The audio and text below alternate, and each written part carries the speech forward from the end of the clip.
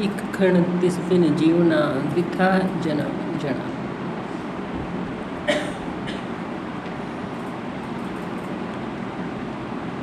गुरु नानक जी की भाव ये है, उनके अपने भाव हैं और ये भाव किसी के खुद ही बनते हैं, बनाने से नहीं बनते,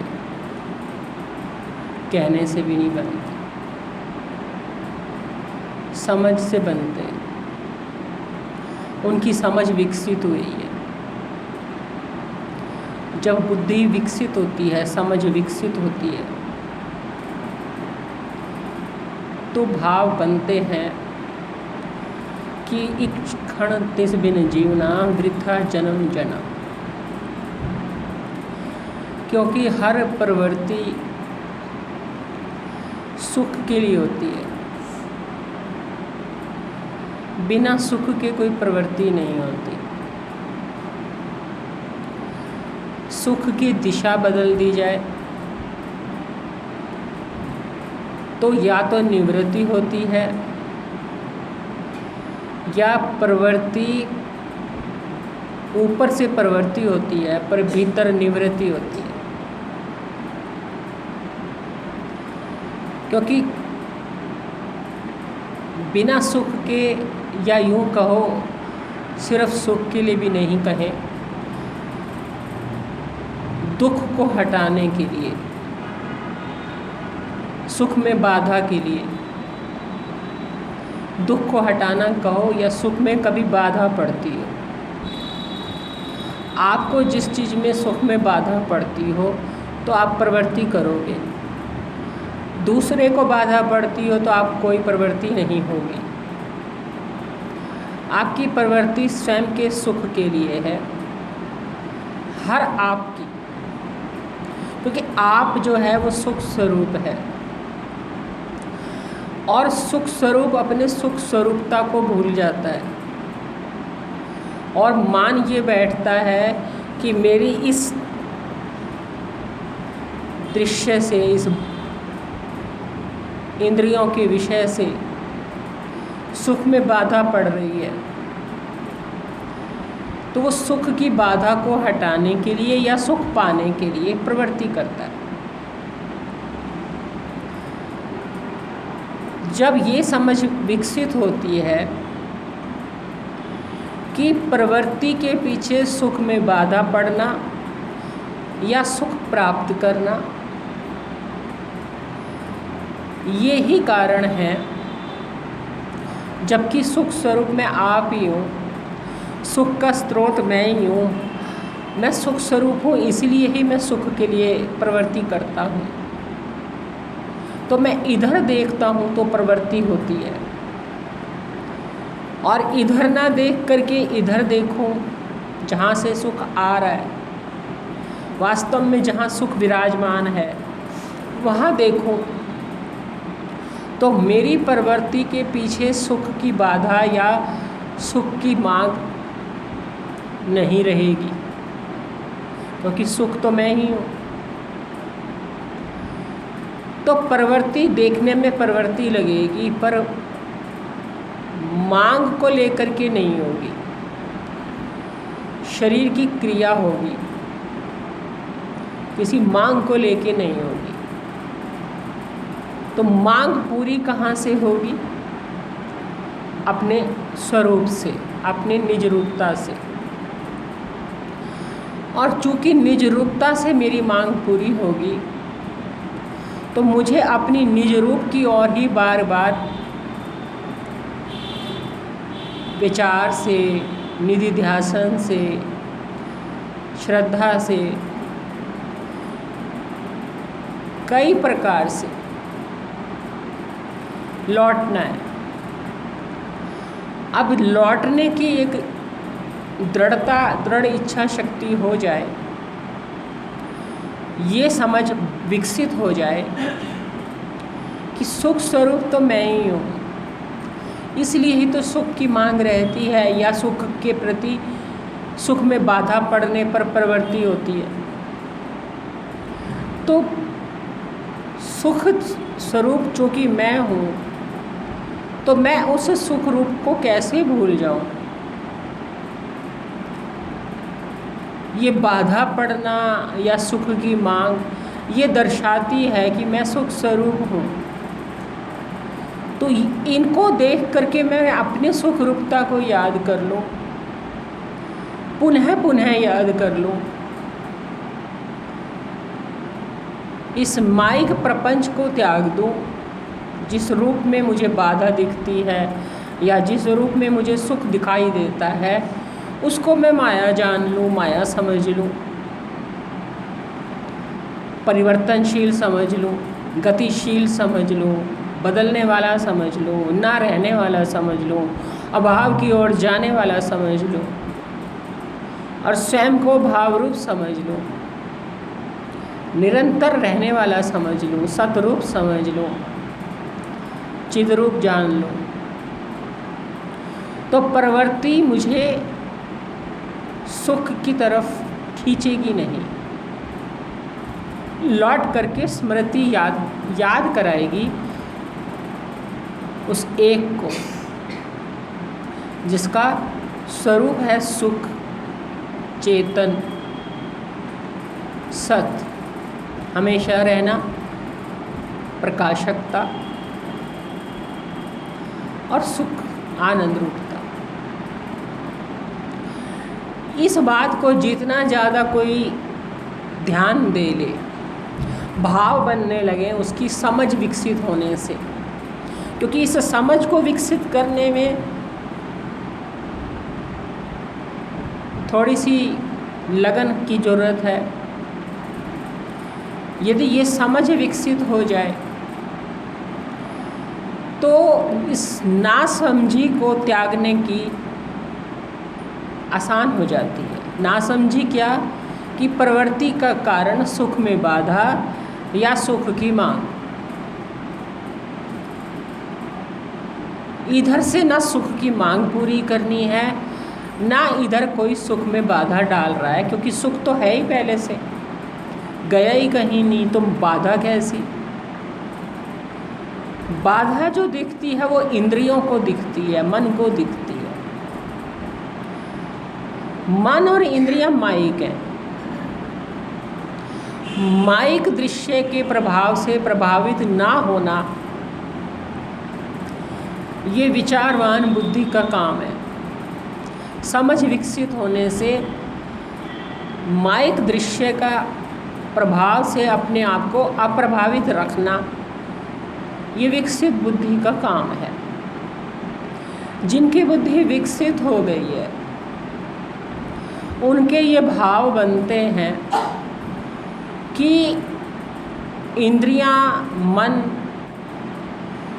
जिन चीज़ों से प्रभावित होते हैं वो खुद माया के हैं, और जिनसे प्रभावित होते हैं वो भी माया है। माया के असर से बेअसर रखना स्वयं को स्वयं के प्रति स्वकर्म है। स्वयं को स्वयं के प्रति माया के बेअसर से बेअसर रखना, असर से बेअसर रखना, यही स्वयं के प्रति बड़ी जिम्मेदारी है। इस जिम्मेदारी को गुरु नानक जी ने निभाया है, संतों ने निभाया है, निभाने की कला सिखाते हैं। भगवद गीता ने कहा है कि समता धारण करो।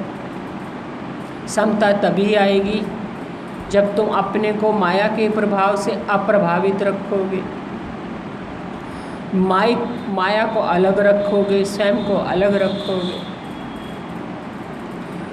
माया को अलग रखने से और स्वयं को अलग रखने से तब ये भाव प्रकट होंगे कि एक क्षण तिस बिन जीवना वृथा जन्म जन्म।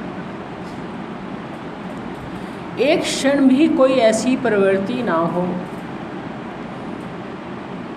या कोई ऐसी निवृत्ति ना हो। प्रवृत्ति ही मानी जाएगी वो जो सुख में बाधा पड़ने पर या सुख की इच्छा होने पर खड़ी होती है। मूल कारण उसमें यदि ये रहता है सुख की बाधा या सुख की इच्छा, तो समझो परमात्मा का सुख रूपता भूल गए, स्वयं की सुख रूपता भूल गए। इधर से सुख की इच्छा पूरी करना चाहते हैं या सुख की बाधा हटाना चाहते हैं। यही भूलना है, इक्खड़ तिसबिन जीवना, यही उसके बगैर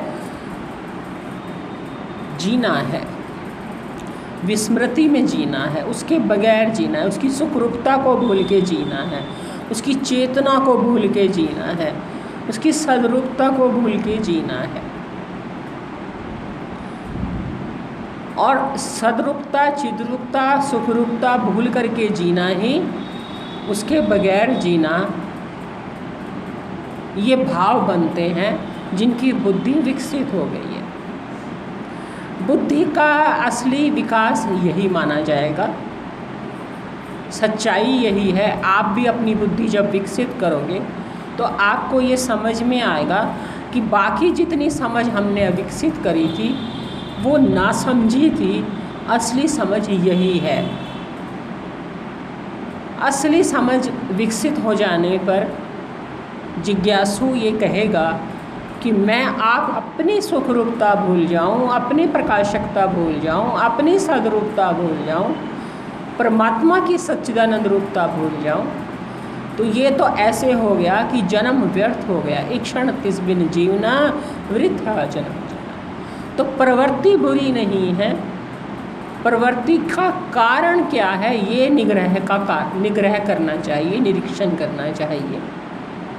यदि प्रवृत्ति का कारण सुख की इच्छा या सुख में बाधा पड़ना है तो इसका मतलब सुख इधर से मांग रहे हैं।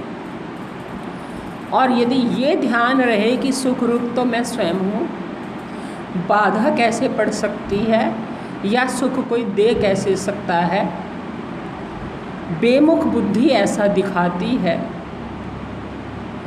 अविकसित बुद्धि ऐसा दिखाती है, मूढ़ बुद्धि ऐसा दिखाती है। इसलिए अपनी इस मूढ़ता को जीतना है, अविकसित पने को जीतना है, बुद्धि का विकास करना है।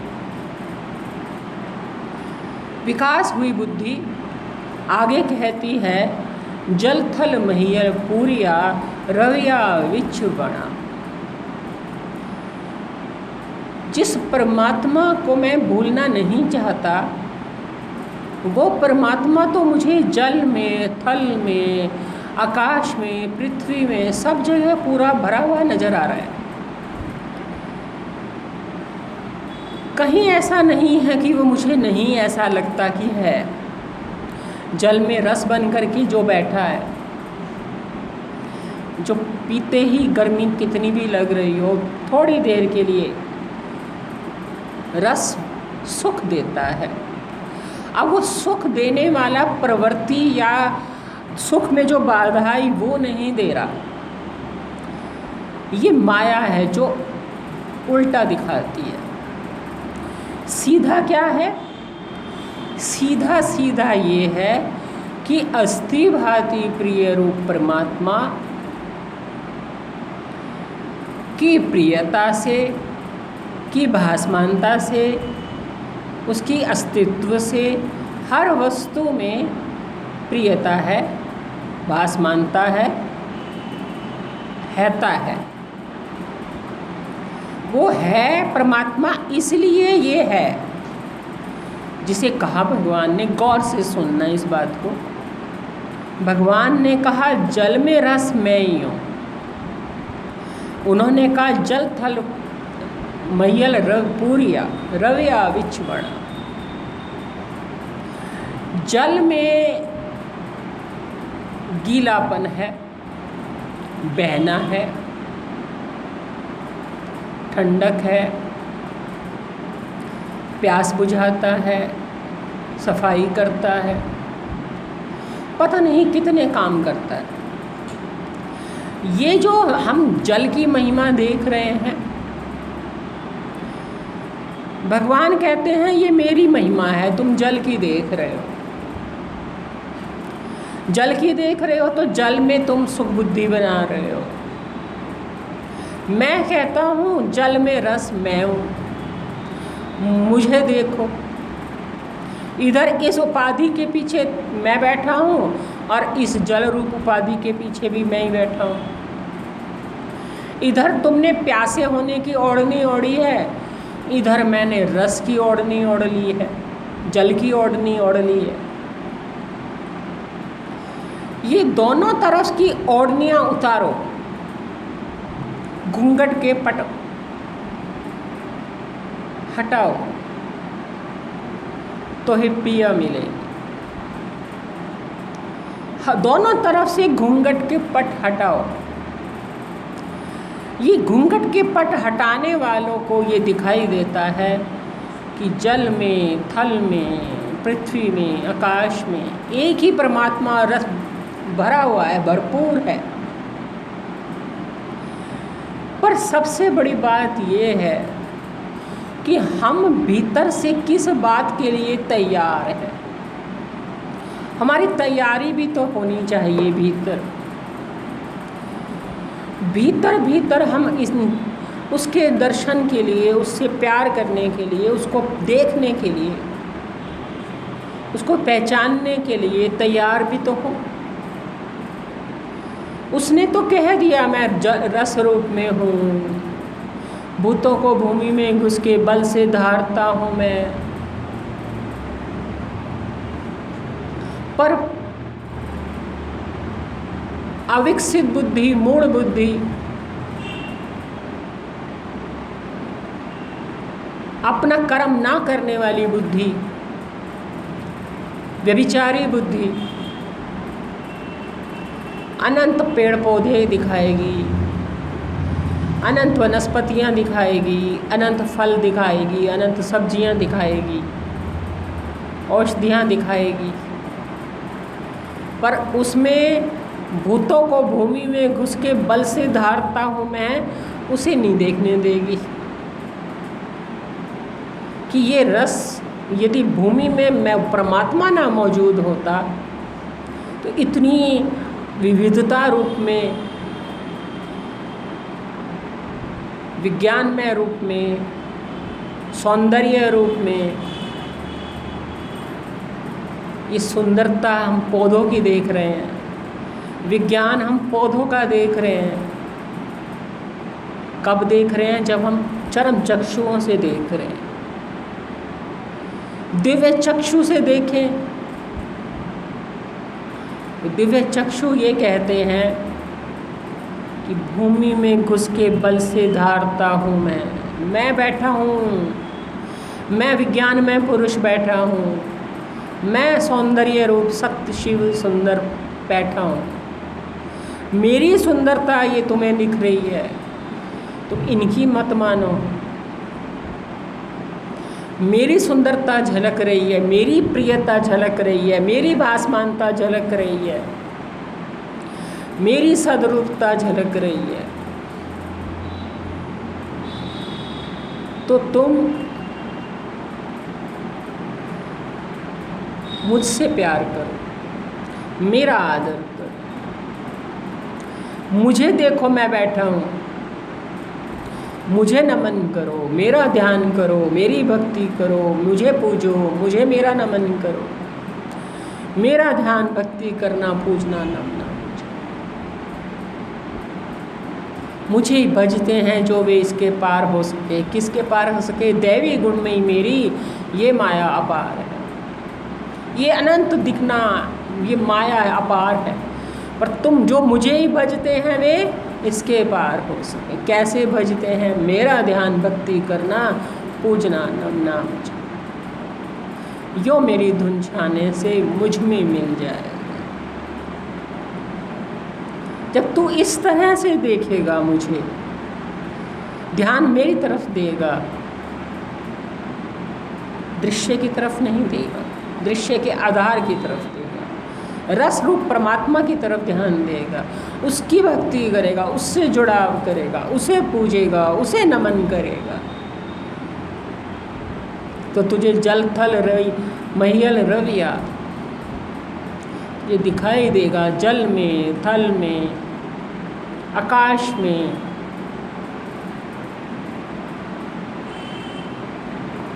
पृथ्वी में, सब जगह, वायु में मैं ही रमा हूँ। मेरी ही ज्ञान रूपता सब में भरी हुई है, मेरी ही प्रियता सब में भरी हुई है। अस्थि भांति प्रिय समझाने का मूल उद्देश्य ही यही है कि तुम अस्थि भांति प्रिय को वैसे देखो जैसे तुमने जल ही जल देखा, तरंगे देखी पर अनदेखी करी, जल बुद्धि बनाई। तुमने माला देखी सूत में, मणि सूत के, पर तुमने मणि बुद्धि, मणि अनदेखी करी, सूत बुद्धि बनाई, मणि को अनदेखा कर दिया। खोलते ही गांठ सूत ही है, गांठ कुछ है ही नहीं, सिद्धि नहीं हुई, निकली कुछ नहीं। ऐसी बुद्धि बनाओ अस्थि भांति प्रिय के माध्यम से सब जगह, पिंड में, ब्रह्मांड में। यहाँ ब्रह्मांड का उदाहरण दिया है, जल, थल, महीयल, पूरिया, रविया, विच्छुवना। पौधों में, वनों में, सब जगह रवा हुआ है, रमा हुआ है, भरा हुआ है, भरपूर है। कोई ऐसी जगह नहीं है जहाँ एक छिद्र भी जिसके बगैर, उसके बगैर कैसे हो सकता है। अस्थि कहाँ नहीं, नहीं का भी आधार है। तो अस्थि भांति प्रिय का मतलब ही यही है समझने का कि तुम अस्थि भांति प्रिय में सब संसार को, मायिक संसार को, नाम रूप दृश्य को तरंग की तरह देखो, बुद्ध की तरह देखो, भंवर की तरह देखो, सब जगह अस्थि भांति प्रिय। वो अस्थि भांति प्रिय परमात्मा का स्वरूप है। वन अस्थि भांति प्रिय नहीं है, वनों में जो विराजमान है वो प्रिय है, वो अस्थि भांति प्रिय, उसकी प्रियता, उसकी भासमानता, उसका अस्तित्व है। वन तो एक लहर है, एक जन्मा और लय हो जाएगा। जन्म वाली वस्तु, लय वाली वस्तु लहर ही होती है, रहती नहीं है, विनाशी है। और जो रहता है वो अस्तित्व है, वजूद है। कहते हैं जो सब जगह भरा हुआ है, वनों में भरा है, सब जगह रहता है, जल में, थल में, आकाश में, सो प्रभु चित्त न आवई, कितना दुख घना। सो प्रभु, सो करके इंगित कर रहे हैं उसको।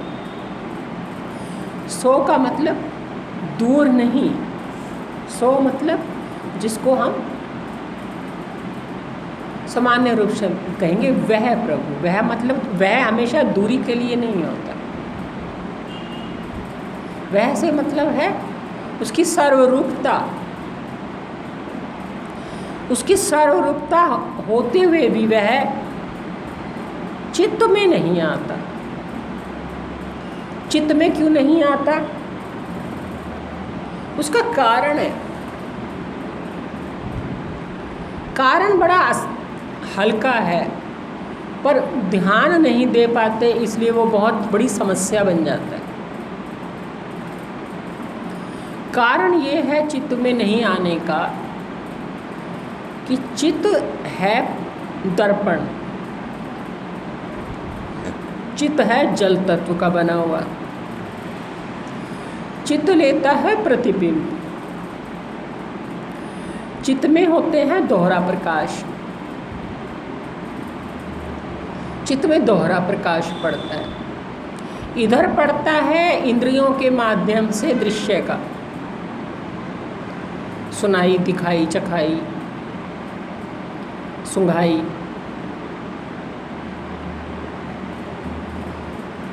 रस में आने वाला, पांचों ज्ञानेंद्रियों के विषयों का पड़ता है चित्त में। और इधर पड़ता है चेतन का। अब चेतन का बिना पड़े तो चित्त कोई काम कर नहीं सकता, बिना चेतना के। बिना चेतना के तो चित्त जड़ है, जल रूप है, सिर्फ आभास ही लेगा। बताएगा कौन कि किसका आभास लिया है, क्या है, कौन है, क्या देखा, किसे देखा। तो चित्त इधर से तो आभास लेता है चेतना रूप में, चेतन का, और इधर लेता है ज्ञानेंद्रियों के माध्यम से दृश्य का। अब सावधानी सिर्फ इतनी है कि जब इंद्रियां विषयों का प्रतिबिंब ले चित्त में, और उधर से चेतन का चेतना रूप से जो प्रतिबिंब पड़े, हम उस चित्त रूपी दर्पण में क्या देखते हैं, हमारी सजगता क्या है। ये सजगता हमें बरतनी पड़ती है। चूक भी होती है, बरतनी भी पड़ती है। चूक होए फिर सावधान होना पड़ता है। चूक ये होती है कि जब इंद्रियों का चित्त में प्रतिबिंब पड़ता है तो चित्त में पड़ा हुआ अविद्या का, अज्ञान का की कली, अज्ञान की कली, जो चित्त को शीशा प्रतिबिंब ग्रहण करने वाला, मुख देखने वाला शीशा बना देती है, क्योंकि कली लगी है। यदि चित्त को आर पार दिखने वाला शीशा बना दिया जाए, अज्ञान की कली हटा दी जाए, सजगता से अज्ञान की कली ही हटाए। कली मतलब जो जैसे बर्तन पे कली लगती है, ऐसे शीशे के पीछे कली लगती है, तब वो आर पार दिखने वाला शीशा, मुंह देखने वाला शीशा बन जाता है। वो कली अलग तरह की होती है।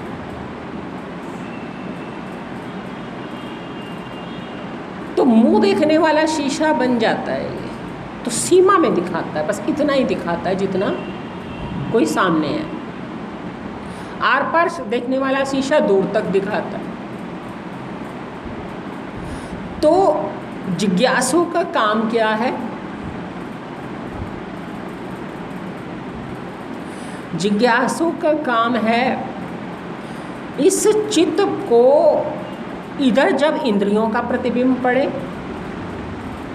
इंद्रियों के माध्यम से विषय का पड़े, या इंद्रियों का पड़े या देह का पड़े, ये भी विषय है, ये भी दृश्य है,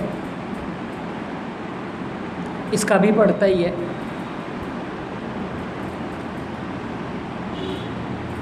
तो जिसका भी चित्त में प्रतिबिंब पड़े, सजगता ये रखे कि प्रतिबिंब देखे, और फिर साथ साथ ये भी देखे कि चेतन देव का चेतना रूप में जो प्रतिबिंब पड़ रहा है वो असल में प्रतिबिंब है चेतना, मैं बिंब रूप चेतन हूँ। अपनी बिंब रूपता देख करके लौट आए, देखे और तुरंत देखा और बस लौट आए। सुना, सुन लिया, उसको अंतःकरण को कि कली को काम ना करने दे, उसको रखे मत, संभाले मत, पकड़े मत, राग से या द्वेष से, या यूं कहो संस्कार ना आने दे, संस्कार ना आने दे, ये सजगता रखे। मेहनत है, मेहनत है और मेहनत में चूक भी बहुत होती है, पर चूक होना कोई बहुत बड़ा गुनाह नहीं है। इसका मतलब खुद को माफ़ कर देना चाहिए, नहीं। प्रयत्न ये करना चाहिए कि चूक ना हो, पर चूक का होना एक गुनाह ना हो करके गलती है। गलती तुरंत सुधारी जा सकती है, गुनाह नहीं सुधारा जा सकता। जैसे ही इधर देखा, किसी भी दृश्य को देखा, कुछ चखा, कुछ खाया, कुछ सुना, कुछ बोला, कुछ किया, कुछ इसको दृश्य रूप में देखा, किसी इसके वालों को दृश्य रूप में देखा, प्रतिबिंब पड़ा चित्त में। प्रतिबिंब पड़ते ही प्रतिबिंब को देखते ही सजगता ये रखनी है कि ये प्रतिबिंब तक ही है या लिप्तता भी आ रही है।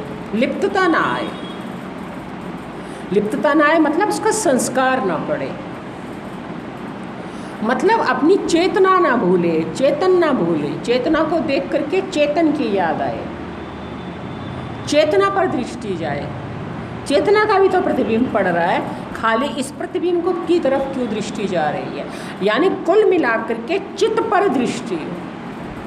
पहले तो चित्त पर दृष्टि हो, जिसकी चित्त पर दृष्टि रहती है वही फिर चेतना पर भी दृष्टि डाल सकता है और इंद्रियों के प्रतिबिंब पर भी दृष्टि डाल सकता है। जिसने पहले चित्त पर दृष्टि डालने की आदत डाली हुई हो, अभ्यास हो, कि हर समय अपना अंतःकरण सामने रहता हो, चित्त सामने रहता हो,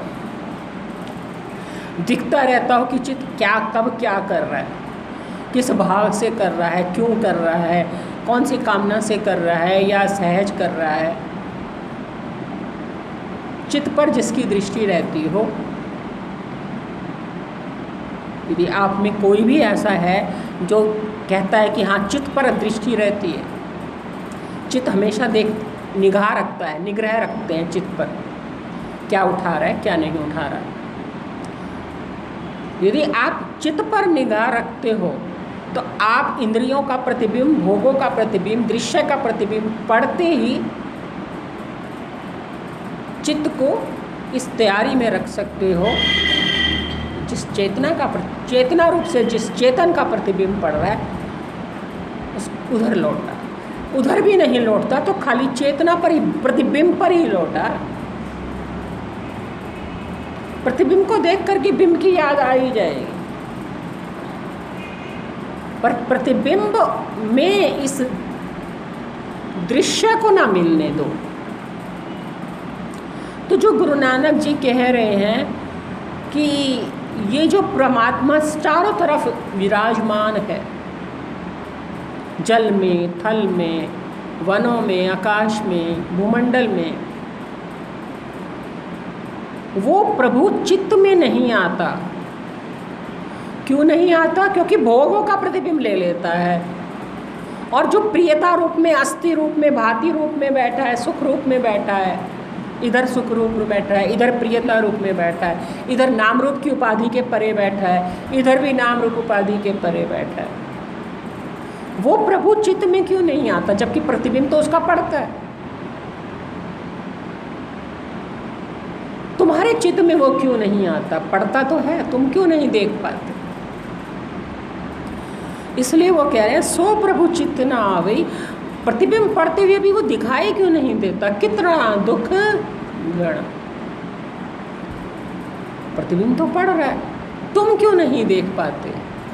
ये तो बड़ा दुख की बात है। सामने तो आता है रोज, हर पल तो आ रहा है ज्ञान रूप में। तुम सोच रहे हो, विचार रहे हो, समझ रहे हो।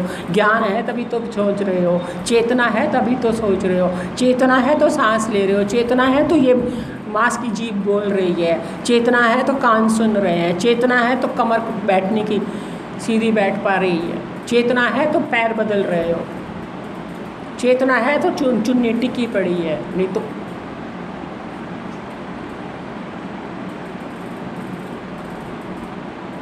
चेतना है तो आंख पलक झपका रहे हो, आंख से देख रहे हो। जब चेतना विराजमान है और चित्त में उसका प्रतिबिंब पड़ रहा है तो तुम क्यों नहीं देख पा रहे हो? वो कह रहे हैं सो प्रभु चित्त ना आवे। चित्त में तो आवे है पर तुम्हारे को चित्त में यानी होश में नहीं आ रहा, ध्यान में नहीं आ रहा, स्मृति में नहीं आ रहा। ये तो बहुत दुख की बात है। आगे कह रहे हैं जिन रविया सो प्रभु,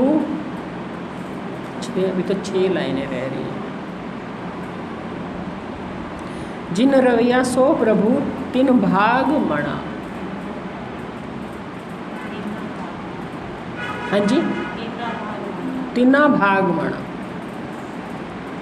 जिन्होंने उस परमात्मा को याद करा,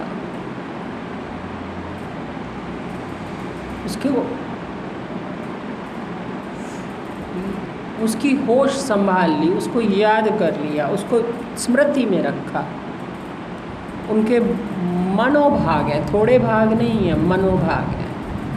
मनोभाग तो उसी दिन हो जाते हैं जिस दिन सद्गुरु मिल जाते हैं। सद्गुरु मिलना सबसे मुश्किल काम है, परमात्मा मिलना मुश्किल काम नहीं है। परमात्मा मिलना तो उस दिन आसान हो जाता है जिस दिन सद्गुरु मिल जाता है। दुर्लभता सबसे बड़ी है मनुष्य शरीर पाना, और फिर दूसरी दुर्लभता सबसे बड़ी है सद्गुरु मिलना।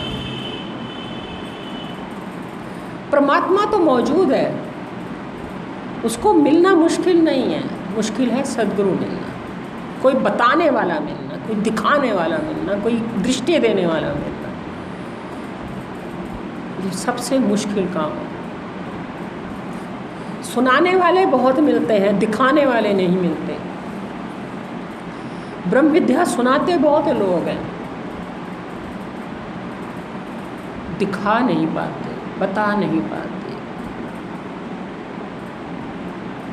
इसलिए भाग्यवान तो उसी दिन हो जाते हैं हम लोग जिस दिन सद्गुरु मिल जाते हैं। इसलिए वो कह रहे हैं जिन राविया सो प्रभु तिना भाग मना। उनके मनोभाग हैं, किसने परमात्मा को पहचान लिया, उसको समझ लिया, उसको देख लिया।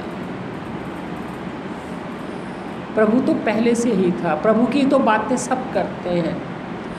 यूँ देखा जाए तो प्रभु के बारे में सभी जानते हैं, कौन नहीं जानता, पर जानते हैं पर कुछ नहीं जानते। सबको पता है वो दयालु है, शक्तिमान है, कृपालु है, रोम रोम में बसा है, कण कण में बसा है, सृष्टि का कार्यकर्ता है, सृष्टि का पालक है, जरे जरे में है झांकी भगवान की। सबको पता है पर कुछ नहीं पता।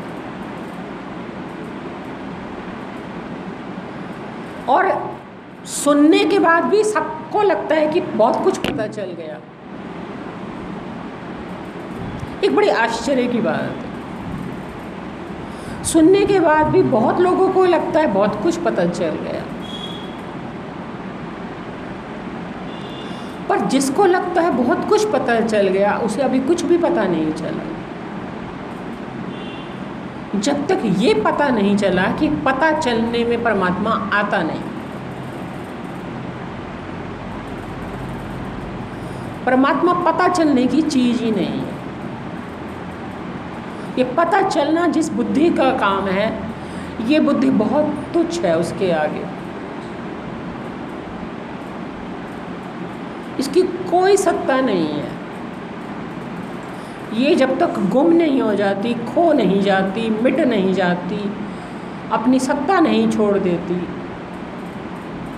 अपना होना नहीं त्याग देती,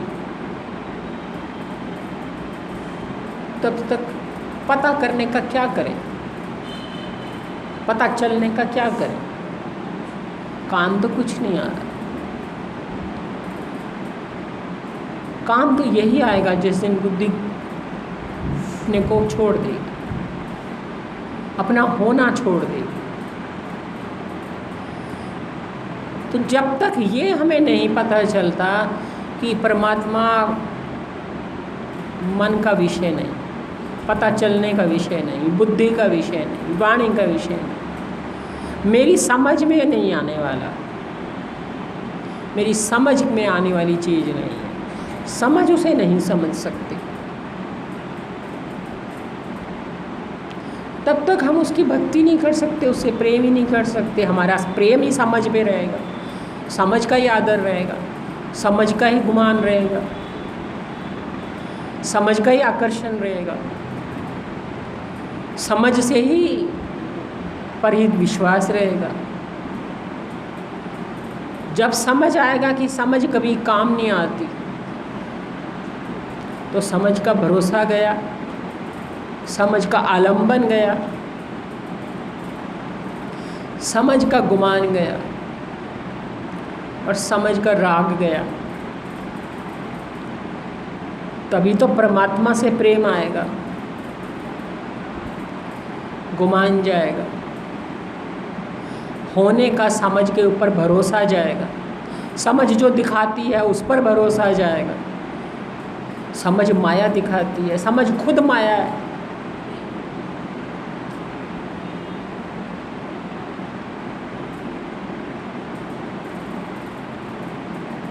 समझ खुद माया है।